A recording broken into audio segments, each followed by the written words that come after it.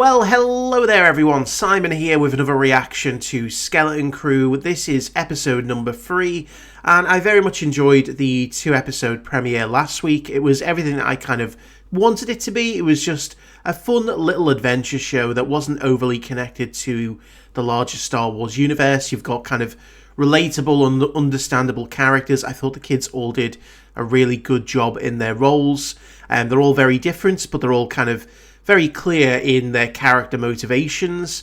Again, I feel like the only small complaint I had was that some of the pirate stuff felt very on the nose. Usually, you kind of see a Star Wars-ification of certain things, that pay tribute to sort of other forms of media, and in this, it just kind of felt like they were just literally pirates in space. Don't get me wrong, I'm all for pirates in space. It's just sometimes I'd like it to be a little bit more Star Wars. But it was a very, very minor kind of gripe that I had. In terms of, other gripes, I can see this episode is only going to be about half an hour long with intro and credits and things like that. And again, that's my big bugbear at the moment with Disney, with the shows that they put on. The length that we get for each episode, considering how long we have to wait for each show, and the fact that each show only tends to be 8 episodes long, and/or is, usually the only exception at 12 episodes. 8 episodes between 40-30 minutes in length is just not good enough. But at the end of the day, this isn't like a story I think that everyone has been, dying to get to, so I don't think it makes as much difference. That is Zuko, by the way, so apologies, he's just on his cat tree, as he was last week, trying to destroy the Christmas tree behind me. I think in terms of the story so far, I like the idea that these kids are from a sort of isolated planet that is considered like the holy grail of pirate treasure searchers. I think it's clear that most people agree Jude Law's character is in some way deceiving the kids. He's got his own motivations, but eventually he will, come to like the kids and he will end up helping them out. I think it goes a step further in that he might not even be a Jedi. I think that he might be working with Brutus, who is the pirate that overthrew him, to, try and get the information out of the kids. And he's using all kinds of trickery to make it look like he's Force sensitive. We saw it in Kenobi. So I think that it is possible that he may not even be Force sensitive. If he is, I do hope it's not a case of, oh, he's a former Jedi. I just like the idea of someone who was Force sensitive, who slipped through the net, who's fallen into a life of crime. He's a bit of a pirate, and he uses those powers for his own gain. That's what I kind of really like to think, because I don't want every single Force sensitive character to be a former Jedi who survived Order 66, went on the run, and now finds himself stuck in an open universe without a real kind of, role to play, which is what most Jedi have been at this point. So yeah, we're going to jump into episode number 3, so let's see what happens. The droids will find the kids. They'll report in soon. Has he not told them that they escaped in a ship? What worries me is that we lost the signal to KB's life. Oh, this is the complaint over this show now, isn't it? There's 2 mums. Safety droids always found us eventually. Oh, got to be a complaint about something. Because the starship is outside the barrier, the supervisor is unable to risk any contact. Yeah, so it's self-isolation. I'm submitting a petition for an immediate audience with the supervisor. Everybody, please remain calm. So they have no idea about the Empire, about the fall of the Jedi. I don't even know if they know about the Jedi at this point, depending on how far it goes back. I mean, yeah, well, they must do, because, yeah, Wynn knows about Jedi.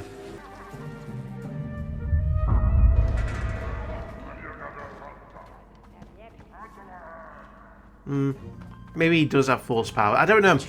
Practice. Let's get to your ship. We never agreed. It made the Force sound, but he seems to over-enunciate his movements. What did you need our help for? Wait here.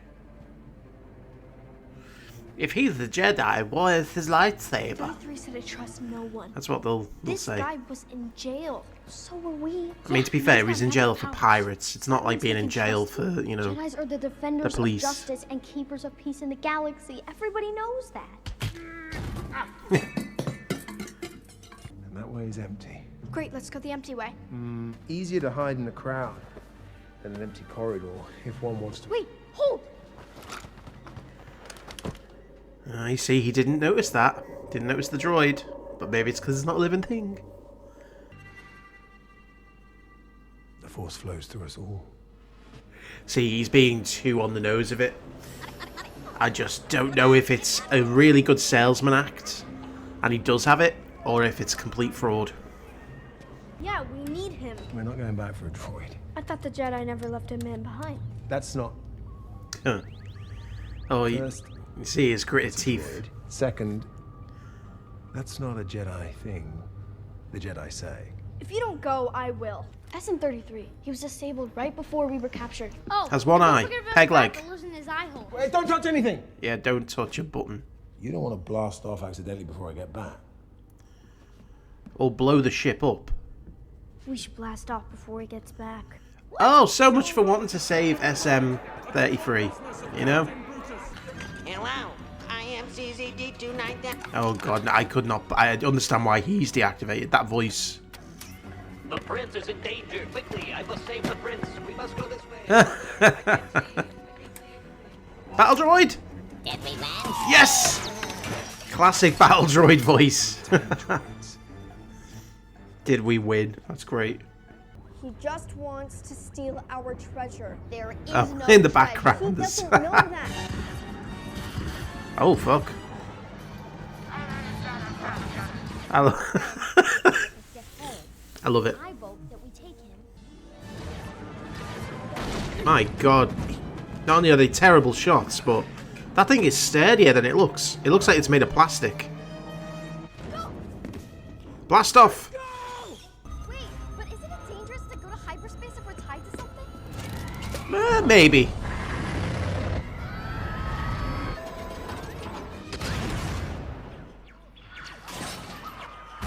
Oh. Oh!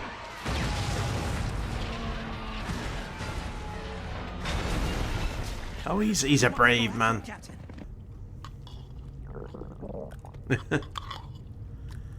Sorry, that was the last of the rations. Droid, clean this up. I hate that kind of droid. There's more in the pot. And mark my words, for I won't be repeating them again.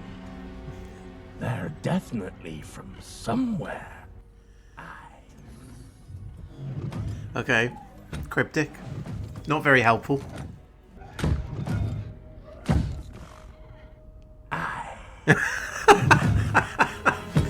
Overly dramatic. Love it. Mine are analysts. Yeah, mine too. Everyone is in So what? the government. So what do they analyze? Something boring. Yeah. Money. They are the old Republic credits. Yeah, don't let John see him.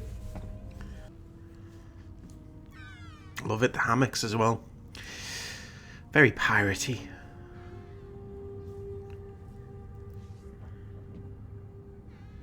Are you You do sleep, asleep? don't It's unlikely you're telling the truth about being a Jedi. I was going to say, would she be able to see any kind of a magnet? You don't trust me. I don't know what that visor does. I calculated the odds. I reach my friend's moon in a few hours.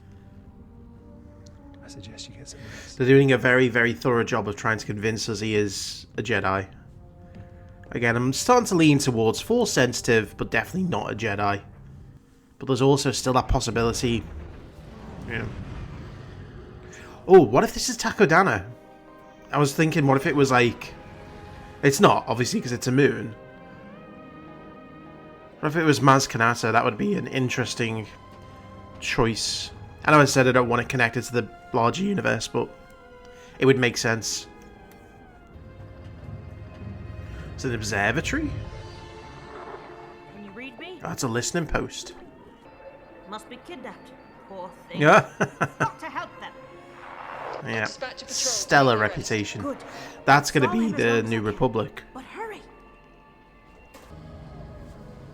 Again, the music is just fabulous here. Like the 60s sci-fi, you know, comic movie soundtrack. There's more than that. Oh, she's an owl. Look at her. Down to business? Quiet, Jack. I got maps of every star in the galaxy and hyperspace routes. Except for Atten. Where are Otherwise. you from, children? Let me explain. You've heard of it, right? At Hatton. At Hatton? Wait, Kim, it's true. Planets of wonders Oh. kept hidden for their protection. Long ago, they were all destroyed, except for one. Ooh, I wonder. Was it the Sith Now only Empire remembered in that destroyed it? children's stories, pirate shanties, and rumors believed by fools. Is this gonna be more of a figurative treasure world, isn't it? We need a It's not map. literal treasure. It's like No, we don't. something about the planet and the people. Precisely. This is never gonna work. But Fern, we've already eliminated 99.9%. Fern is such a pessimist. What's that symbol? Here, on Oh. your rucksack. It's because I'm head of the class. My mom makes me wear it. You can see that she doesn't like her upbringing. We'll cross-reference this with the rules of the Old Republic. I think there's some resentment there. Our estimated orbital parameters. Crimson Jack is a scoundrel. All he wants is your treasure. I called these X-Wings to help you. Oh dear. Oh, ow, don't. Oh no, poor bed. They got the parameters. Got it. Come on, is Trapper Wolf or Carson Taver gonna be there? Wait, It's not a Star Wars show about Carson Taver. until you tell us the truth. On the ship.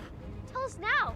The truth. The truth. The truth. I'm a The pirate. truth. The truth is, I'm just like you.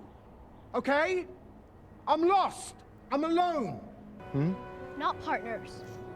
You work for us. Deal? Oh, look, I love his acting. The resentment in his face is so great. The gritted teeth. Rely on a droid. I'll let you down every time. Oh, dear. Then why are you shooting his kids on board? Get in. Come on, Captain. Oh, no. This turn, this. Oh, no. Is she going to end up blowing up some X-Wings? That's a hell of a thing to put on a kid. Hey, kid, just commit murder for me. Oh, yeah. He's well up for it. You are far... Oh, no. You're going to hit your own engines.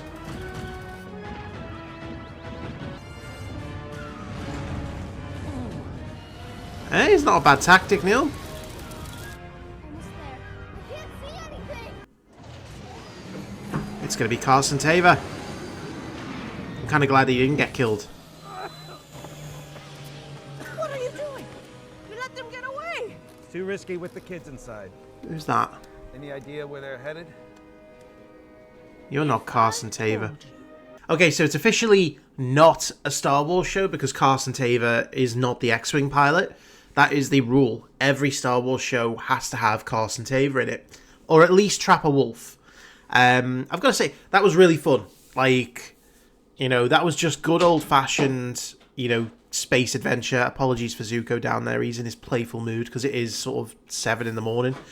I actually really enjoyed that episode. And I've got to say that I'm really enjoying the characters. Jod, or Crimson Jack. You know, again, calling the main pirate Jack is a little on the nose, but, you know, the idea that he's got these, you know, dual identities is kind of fun.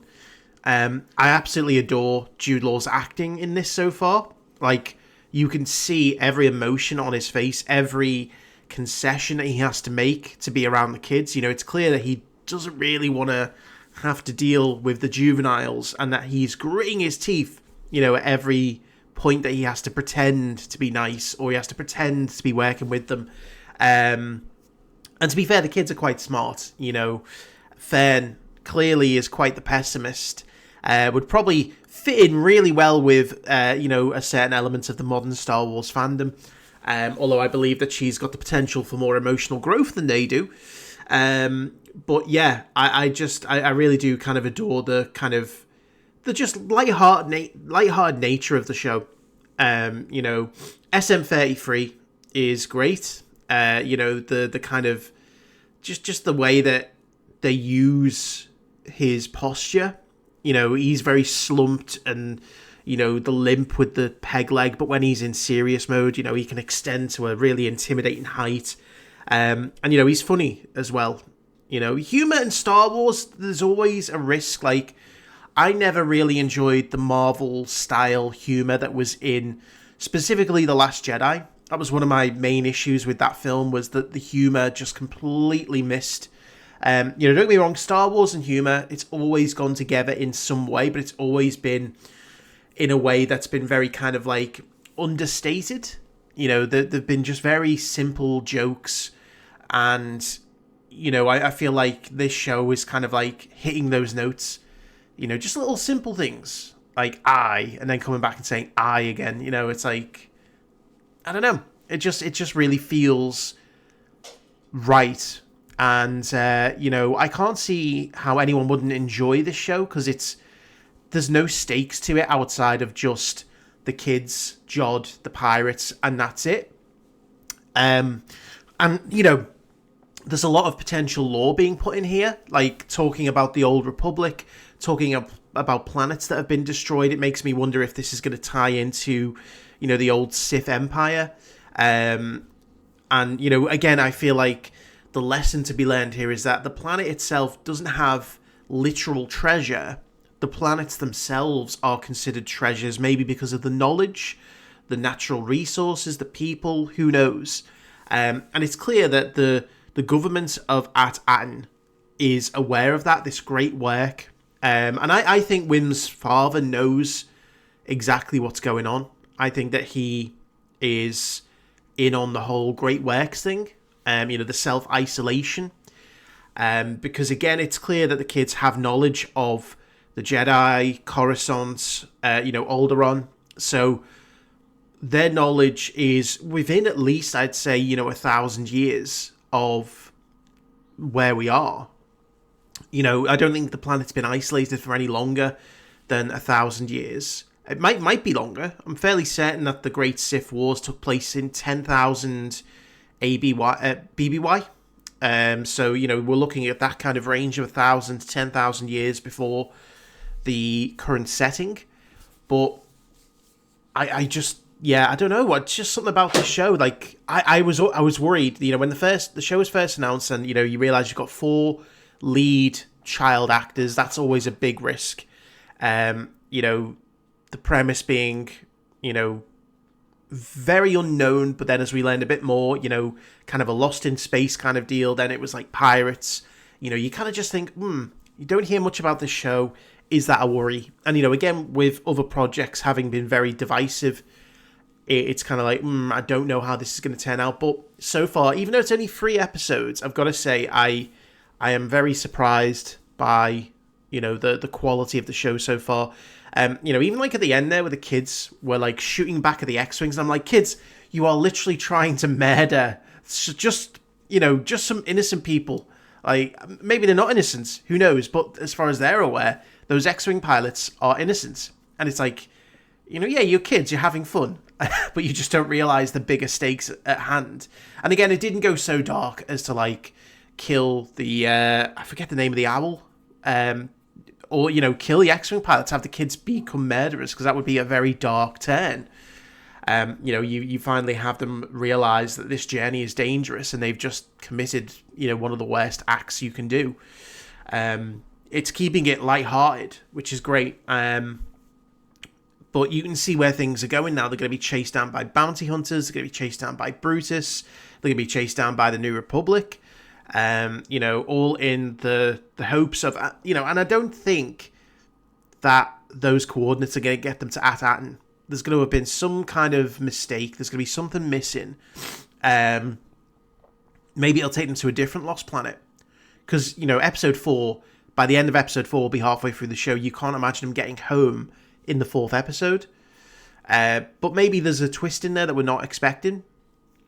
But yeah, just a really, really fun episode. And again, keeping it small. You know, I know that I said that I didn't want the larger Star Wars universe to kind of be involved here.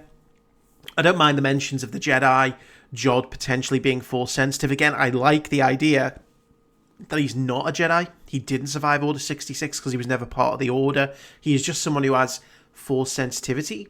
You know, that's just, it's a nice change.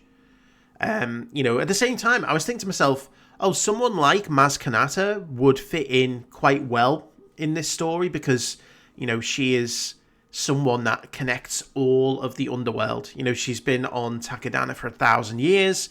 Everyone seems to know her, so it might make sense that, you know, she's involved in some way. But at the same time, I don't mind if she isn't. Because, again, keeping it low stakes, keeping it small in scale. But another thing I want to say is the music, especially in this episode, was great. The kind of wacky sci-fi 60s, you know, vibe that you were getting, especially once you got to the moon. And I love the observatory. Like, again, just things that make sense. You know, you'd stick an observatory on a moon to observe, you know, all of the galaxy. And again, just the kind of the soundtrack there was great. So, yeah, I'm really enjoying the show so far, you could say. I'm just hoping that it continues on like this. Keep it lighthearted, keep it fun. Sorry, that's Zuko again, just down there on his tree. But yeah, just you know, just keep doing what they're doing. And keep that underlying tone of antagonism between the group. You know, you can tell it's going to resolve itself. You can tell that they're all going to learn from each other, but I'm enjoying the suspicious nature that they've all got. And again, they've all got different points of view. They've all got different tolerances to being deceived, and it's nice to see that. You know, it's a bit of complexity whilst keeping it simple. So yeah. Anyway, thank you for watching. Hope you enjoyed it, and I will see you for the next episode.